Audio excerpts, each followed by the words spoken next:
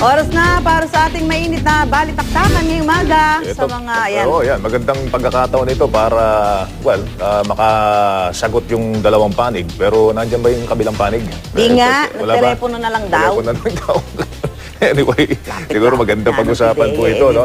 Issue na naman sa PIDEA. Andiyan lang yung PIDEA, tawid. Ang lapit. Tapid, Oo. ano lang eh, tawid lang Tawid na, EDSA lang. Tawid MRT. Tawid EDSA.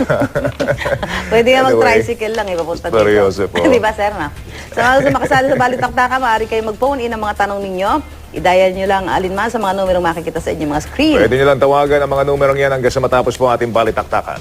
Para makipagbalitaktakan sa atin ngayong umaga, ito na yung nagpasabog, si Ginoong Jonathan Morales, ang agent ng Philippine Drug Enforcement Agency o PIDEA, at siyang nasa likod ng mga pasabog na ito tungkol dyan sa ahensya. Good morning po, Mr. Agent Morales. Magandang umaga po, Sir Joel at Ma'am Susan. At magandang umaga din po sa milyong-milyong taga-subaybay nitong kape at balita. Baka kami siyempre nagpapasalamat sa inyo dahil sa inyong pinaulangan niyo kami. pagpunta. Ano ba maraming salamat din po. talaga? Bakit po ba kayo na lumantad? At siyempre yung mismong ahensya niyo ang talagang binakbakan ninyo? Ito po yung bali masakit sa amin mga ahente kung kami ay pinipigilan na magtrabaho against dito sa malalaking Chinese drug syndicate. Alam naman po natin na ang mga nasa likod nito ay yung talagang mga milyonaryo. Okay. Mga milyonaryo na namumuhunan ng kalakal nilang droga dito sa Pilipinas at pagkatapos dinadala sa bansang China ang kanilang napapagbilan. Ilang taon na ho kayo sa ahensya, Agent? Bali, humigit kumulang po sa 4 na taon. 4 na taon na ho kayo dyan. So, ibig sabihin talagang medyo matagal-tagal na rin kayo doon sa mga operasyon na ginagawa ninyo. Opo, sa May katulong... nahuhuli naman kayo mga sachet. Ayun nga po ang masakit. Gawa ng sa kulang-kulang 800 million na allocate ng Kongreso para sa PIDEA, ay panay ang concentration lang ng PIDEA sa utos ng ni DG Kakdak na mag-concentrate lang kami doon sa maliliit. Kung titignan nyo, kami yung grupo namin, kami yung main, isa sa producer nitong mga significant accomplishment na pumuputok sa PIDEA. Pero nagtataka kami, bakit kino-confine kami sa maliit na area dito sa Pinyahan, na ang hahabulin lang namin, itong papiso-piso, yung maliliit na target. Hindi yung pinya sa likod niyo. Opo.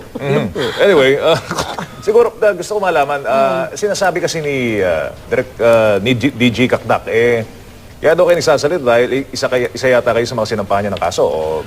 Wala po siyang sinasampang kaso sa amin. Unang-una, naaawa nga po kami sa kanya. Sapagkat wala po siyang maipakitang significant accomplishment sa Pangulong Aquino.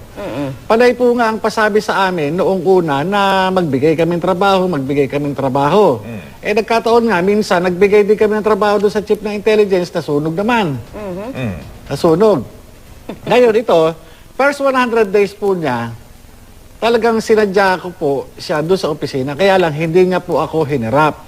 Ang humarap po sa akin ay yung kanyang chief of staff. Okay. Layon ko na pagpunta ko doon sa opisina ay para magkaroon po ng continuity yung isinasagawa naming anti-drug operations laban dito sa mga high-value targets na to.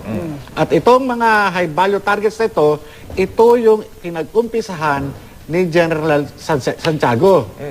After ni General Santiago, napalitan siya ni General Gutierrez, itinuloy lang po ni General Gutierrez kung ano yung naumpisahan ni General Santiago. Kasi itong mga target na ito, kung titignan ninyo, pinonduhan ng gobyerno. Kung ito, ibabasura na lang o isasantabi, sayang yung pondo, yung effort, at saka sayang itong mga target na to pagka pinawalan mo, talagang maglilipa na talaga. Katulad na nangyayari ngayon. Kahapon di ba, nangingiyak-ngiyak na ho si DG Kakdak. Alam nyo, Emotional. bilib nga po ako sa kanya dahil napakaganda niya mag-deliver ng speech. Kala ko Kasi ganun. talagang, makikita mo talagang, kahit nga ako, muntik ako maiyak Kaya lang, ang inaano ko dito, yung tunay na issue. Wala naman kaming, wala akong personal na galit sa kanya, o wala akong, Wala kayong motibong iba. Opo, ang gusto lang namin, sagutin niya yung tunay na issue. Bakit wala tayong significant accomplishment? Sa kabila ng lahat, bakit ayaw mong tanggapin itong nilalatag namin trabaho? Bakit pinatulan ito ng 2 Director General?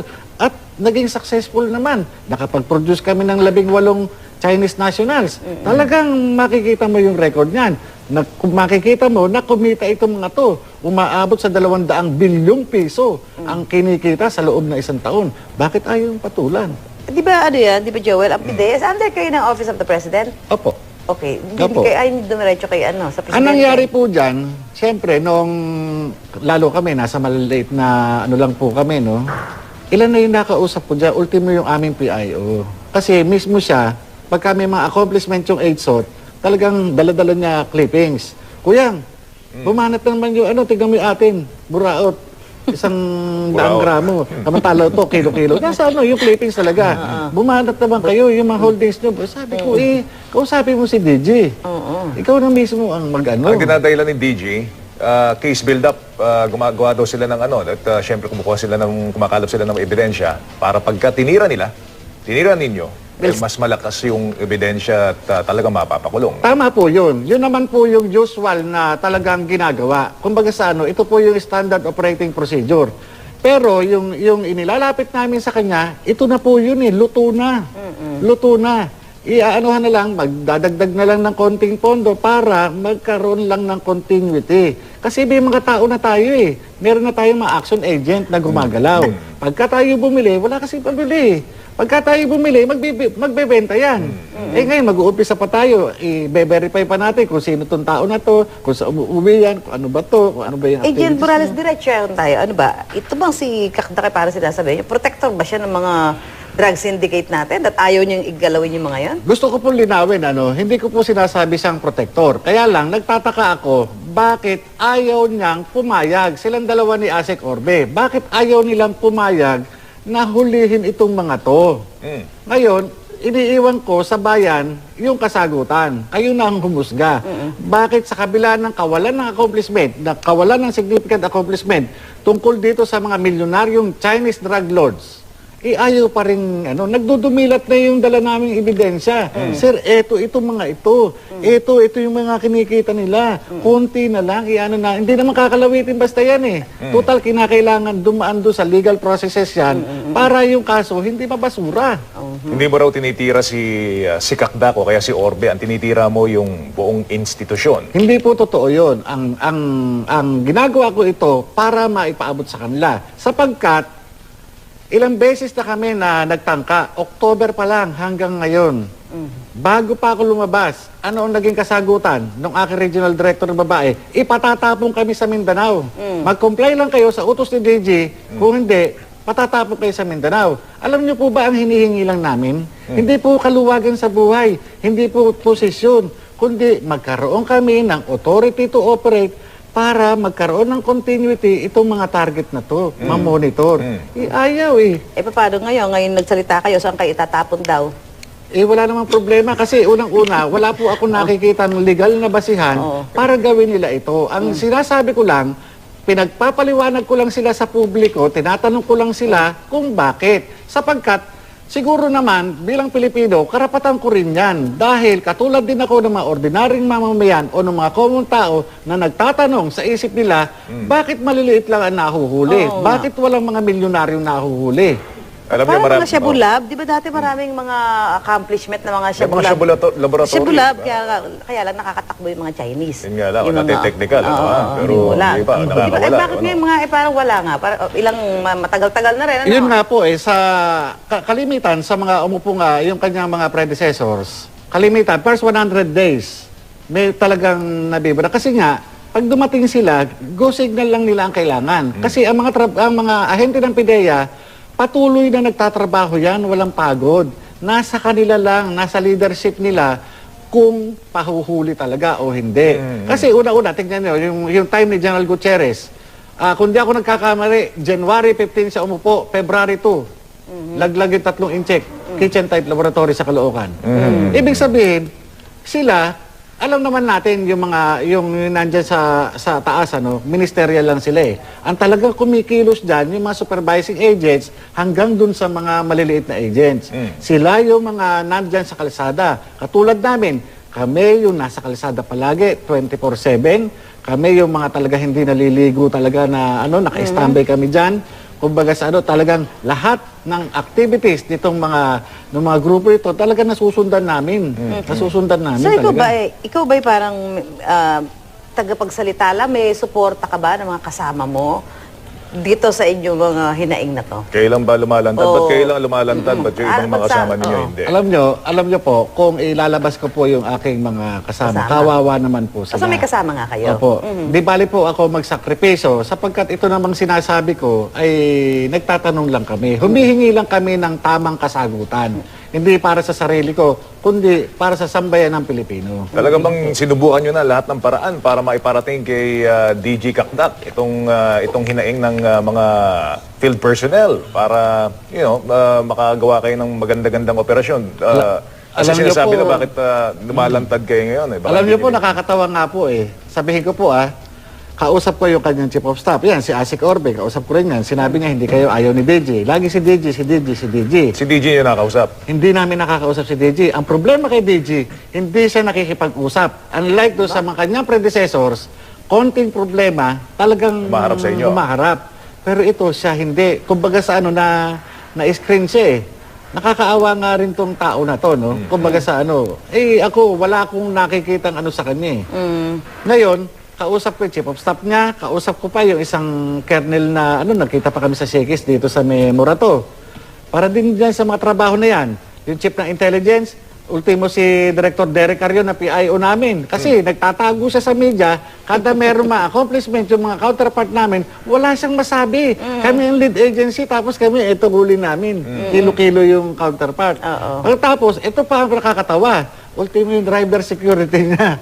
Pinaabot ko talaga yung aking mensahe. Ni DJ? Opo. Bakit naman si DJ walang oras para sa inyo? Yun nga po ang pinagtataka namin. Hindi ko lang po alam kung paano, kung yung Ano mga si po DJ? yung bakit ganun. Yun yung ako kahit sabi ko nga sa mga maraming interview, talagang ako inaantay ko yung pagkakataon na makaharap ko siya, na marinig ko mismo sa boses niya yung Kasi- kung totoo ba na ikaw yung may ayaw o yung mga nakapaligid lang sa iyo ang may ayaw. Hindi ko alam kung bulag siya dun sa Eto lang, sabi ho noon ni dati PIDEA Chief Narciso Santiago, laganap doon yung Dionisio tinatawag, Dionisio. Yung politics, ayan, yung sa buhatan ng mga drug syndicates, mga political parties, ayan. Hindi daw ba kaya ito yung isa sa dahilan kung bakit para si DG Kakdak naman medyo limitado rin yung kanyang galaw, yung kanyang aksyon? Hindi ko po masasabi ang gawa ng wala po akong alam dyan pagka ganyang top level na po yung Chinese syndicate lang po ang nyo. ang alam ko lang po, yung mga tinatrabaho namin, yun lang po yung tamang posisyon para makapagsalita ako sapagkat nandun lang po yung personal knowledge ko. Kasi ako mismo yung nagtatrabaho eh. Okay. Bali ba naman itong mga PIDEA, pagka nasa operasyon, di ba, ang kikisig niyan eh. Oo naman. Yun. Tapos nakukuha, isang sachet, ganun. You're going for broke. Sabi nga nila sa English, kasi you're going against your superiors. Ano ang inaasahan ninyo ma-accomplish nitong paglantad po ninyo at anong tingin nyo mangyayari po sa inyo ngayon? Ito po, hindi ko po tinitignan na isang negatibo, kundi tinuturing ko na isang positibo. Sapagkat naging karangalan ko na maipahatid sa taong bayan kung ano yung tunay na sitwasyon. Sapagkat dito nakasalalay yung mga puwersahang binabawas ng mga taxes sa kanilang mga sweldo, sa kanilang mga negosyo, para gamitin sa kampanya sa illegal drugs. Yung kulang-kulang 800 million o yung 755.462 million na budget ng PIDEA, dapat ang inuuna dyan yung talagang mga taong nasa likod ng importation ng illegal drugs, yung nasa likod ng pag-manufacture ng illegal drugs, yung nasa likod ng exportation ng illegal drugs. Pagka yan ang nahit natin, mawawala ng supply dito sa baba. Hindi yung dito sa baba tayo kukuha, yung mga buraot na yan, ang uunahin natin, tapos yung malalaki, patuloy na yumayaman. Oo nga, yung mga Mas buraot malala na ba yan. ngayon? Mas mura po eh. Mas mura ba ngayon? Pagka mura, marami. Oo nga. Yun ang love, supply and demand. Pag mas marami, mura. mura. Pag maraming tiyangge, maraming kumbaga saan, maraming competition, pababa. Bababa ang presyo. Ngayon, wala pa, may mga ano ba kayo natatanggap? Mga death threats? Marami po. Handa na po. Handa. After nyo lumantad, after nyo magsalita, may mga... Opo, meron po. Yan po talagang ano na lang Basta ang sa akin po, handa na po yung isip ko, handa po ang puso ko, pati kaluluwa ko. Basta para sa bayan, okay lang po. Mas maganda nga sana dito si DG Kakdak no? Di ba? Handa naman kayo makipagharapan sa kanya, di ba? Opo. Okay. Sige, balikan natin. Maraming salamat po. Ginoong Jonathan Morales ng PIDEA sa pakikipagkape at Ingat balitan kayo, niya sir, sa ha? amin Ingat ngayong umaga, kayo, ha? sir. Ingat ka, ha? Maraming salamat din po.